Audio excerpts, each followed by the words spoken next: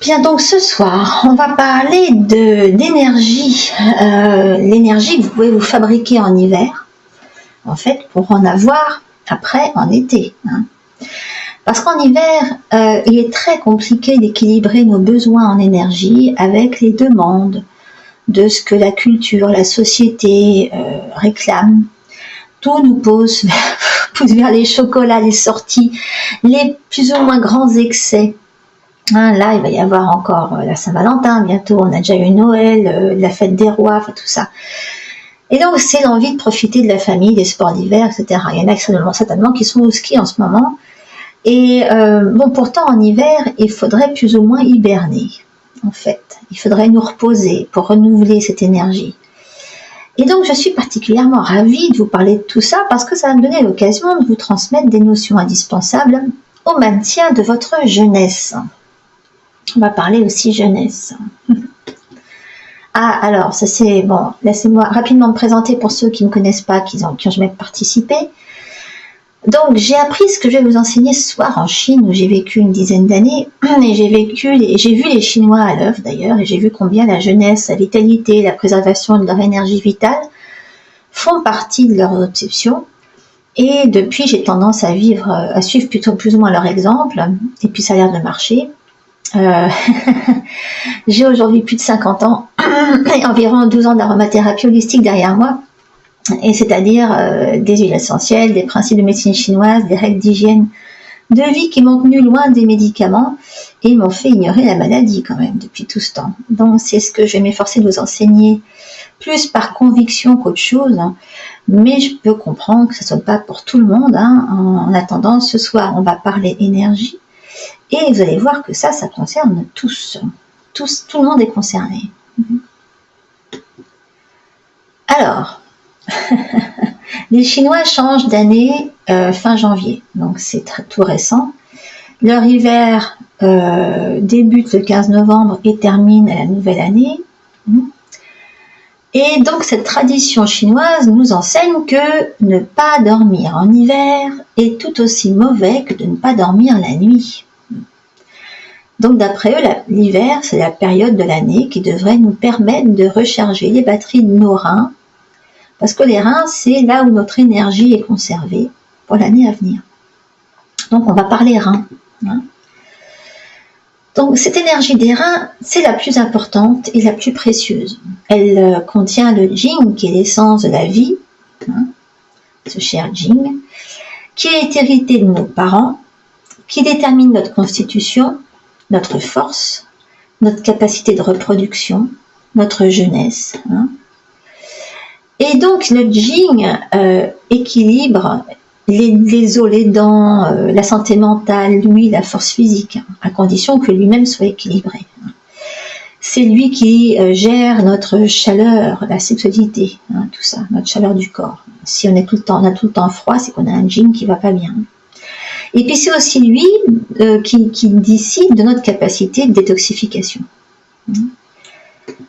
Alors, le problème est que nous naissons avec un capital d'énergie du rein que rien ne peut renflouer. On ne peut que le vider. Donc on ne peut pas nourrir cette énergie, mais on peut pas en rajouter, mais on peut la nourrir par contre et la préserver. Excusez-moi, on ne peut pas en remettre. Mais on peut faire attention à ce qu'elle se vide pas trop vite. Donc ça, je vais vous donner quelques petits secrets d'aromathérapie holistique qui font toute la différence en matière de récupération d'énergie. Alors déjà, il faut savoir que l'énergie fuit par les yeux. Donc il faut de toute façon se ménager des activités silencieuses et relaxantes qu'on peut faire les yeux fermés, comme écouter un livre, par exemple, méditer, suivre un cours de tai chi. Bon, les yeux fermés, faut pas se casser la figure. Il faut apprendre des poses de yoga qui intensifient la respiration. Et puis, il faut se réchauffer. Donc, réchauffer son corps, surtout au niveau des lombaires, dans un sauna, par exemple, avec une bouillotte sur le bas du dos. Il y a aussi des espèces de mini couvertures chauffantes électriques, comme ça, qui peuvent se mettre où on veut. Et donc, il faut mettre ça au niveau des surrénales. Bon, évidemment, il faut oublier les boissons froides. Il faut les remplacer par exemple, du thé au gingembre. Il faut préférer des plats réchauffants. Et donc les plats réchauffants, c'est tout ce qui est à base de fruits secs, de citrouilles, de patates douces, de carottes, de panais, de graines germées. Et donc tout ce qui est à base de viande bouillie, hein, surtout de viande rouge, tout ce qui est bœuf, agneau, et tout ce qui est os. Hein. Donc les bouillons d'os dont je parle dans mes livres, ça fait partie de ce qui va entretenir ce yin. Et puis il faut surtout dormir plus longtemps, donc se coucher plus tôt. C'est pas l'hiver qu'il faut aller faire la dringue tous les soirs. Hein. Il faut se remplir de silence et d'immobilité régulièrement tous les jours, donc ralentir aussi son activité sexuelle. Alors, là je vais vous donner quelques huiles essentielles et des mélanges qui sont capables de grandement contribuer à votre équilibre, votre bien-être, et restaurer ce niveau d'énergie grâce à un massage intégral que vous pouvez confier à un professionnel comme à des mains amies. Hein. Mais bon, l'idéal c'est un professionnel. Donc vous avez la sauge clarée et le gingembre. Toutes les deux sont très bonnes pour ça. Il y en a un qui est très bon pour fatigue, tension nerveuse et stress, et l'autre qui augmente la température du corps. Il y a aussi le géranium qui combat l'épuisement émotionnel et le stress. Vous avez l'épinette noire. Alors ça, c'est l'huile indispensable à tous ceux qui sont à ras, qui peuvent plus bouger, qui sont écrasés physiquement. Le thym vulgaire qui purifie et détoxifie les poumons et donne du courage, très important. Le romarin qui combat la fatigue mentale, l'épuisement, hein, qui combat n'importe quelle infection respiratoire et détoxifie un foie surmené. Donc, vous voyez, toutes ces huiles ont on pourrait en mettre encore plus. Hein. Là, j'ai vraiment schématisé énormément leur action. Et puis, il y a le poivre noir qui réchauffe et qui aide à récupérer des suites d'une intoxication alimentaire. Toutes ces huiles sont des huiles qui vont protéger votre énergie. Hein. Hyper importante à utiliser, surtout en hiver. Alors maintenant, on va mélanger ces huiles pour travailler sur notre énergie. Donc là, je vous donne un mélange pour corps entier. Donc la dilution est différente que si c'était pour juste un endroit précis. Donc là, c'est avec du géranium, du gingembre et de la sauge clarée. Là, vous aurez ça sur votre PDF. Hein. Vous n'aurez plus qu'à essayer. Mais il y a aussi ce qui sert à appliquer des huiles localement, parce que ça va avoir une action différente, comme ce mélange-là, à base d'arnica pour aider le corps à se relâcher, enfin les muscles. Et là, on va mettre du poivre, du thym et du gingembre, parce que ça va agir à la fois sur la douleur et sur cette capacité de relaxation physique des muscles localement. Et puis, évidemment, toutes ces huiles-là ont énormément d'actions en dehors de cette activité locale. La plupart soutiennent l'immunité, sont anti-inflammatoires, sont antioxydantes, etc. Mais nous, là, en hiver, on va vouloir vraiment utiliser ce qui va agir à la fois sur l'énergie et en même temps repousser les maladies. Donc là, je vous donne un mélange à utiliser d'urgence en cas de tout premier symptôme d'infection virale pour une application locale. C'est mais vous pouvez aussi la réduire. Non, alors ça c'est pour ça. Je vais vous donner quelque chose à mettre sur le corps. Je vous ai mis sur du 20 ml. Je vous ai mis sur du 20 ml. Et oui, et c'est donc quelque chose de corps entier ici. Ça c'est pour le corps en entier. Mais vous pouvez réduire l'huile de base. Ça vous fera un mélange local. Voilà. Ok.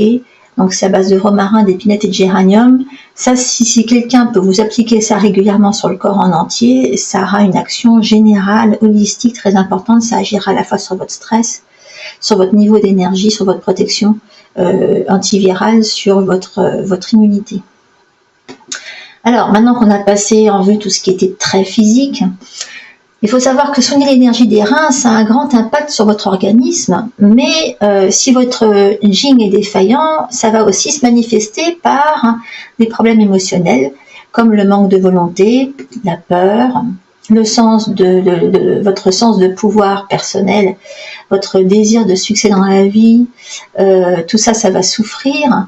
Et puis donc des reins défaillants, ça entraîne un sentiment de faiblesse, de la timidité, la difficulté face aux exigences de la vie, tout simplement. Donc on préférait, comme dirait Gainsbourg, descendre de la terre en marche, pour pas être là pour voir ça. Et ça, c'est typique des reins faibles, hein.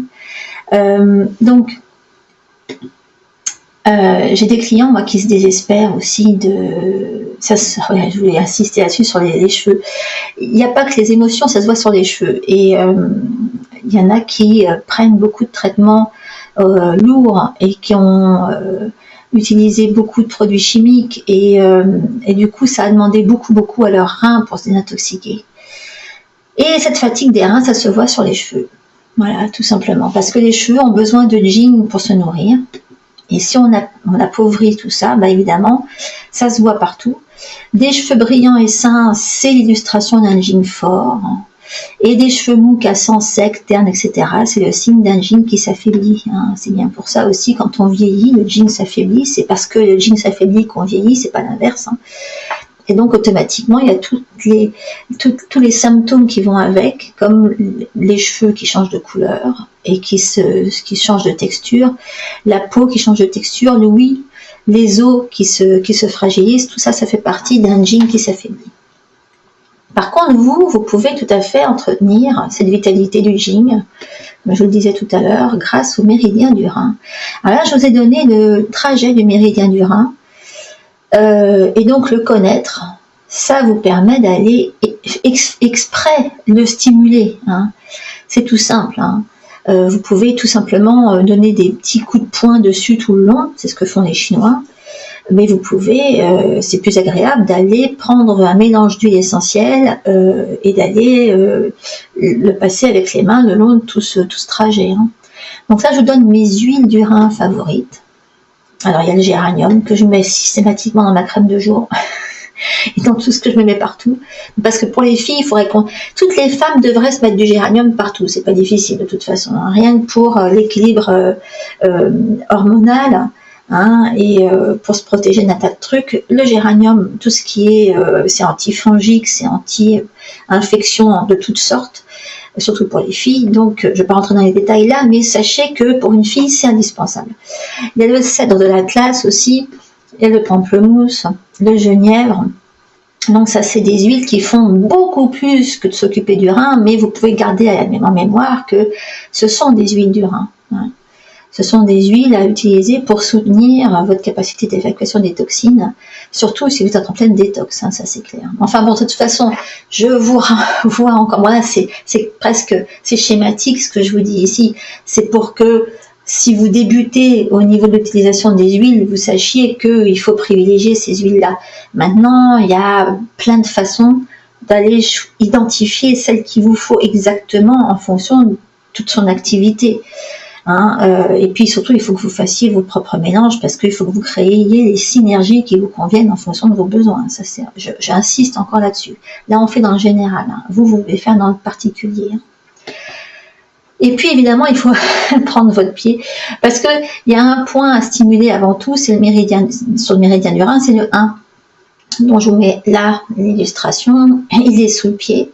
Et donc, s'il y a quelque chose à masser au moins une fois par jour, c'est bien ce coin-là. C'est ce qui va vous faire du bien le plus. S'il n'y a qu'un seul point à masser, je pense que c'est vraiment celui-là. De toute façon, une fois que vous massez votre pied, vous massez beaucoup de choses. Hein. Il y a toute la réflexologie qui va avec, de toute façon. Que ce soit au-dessus ou en dessous. Il y a plein de méridiens qui débutent là aussi. Donc, le fait de pas, si déjà vous massez en dessous, c'est bien, mais allez masser partout sur le pied, sauf si vous êtes enceinte. Alors, si vous êtes enceinte, par contre, ça faut que je le précise, il ne faut pas aller au-dessus du pied. Il y a des points abortifs au niveau du coup de pied, mais en dessous, vous pouvez y aller autant que vous voulez. Hein. C'est même conseillé d'aller masser votre pied en dessous, au niveau de la plante, ce que je vous montre là. Okay.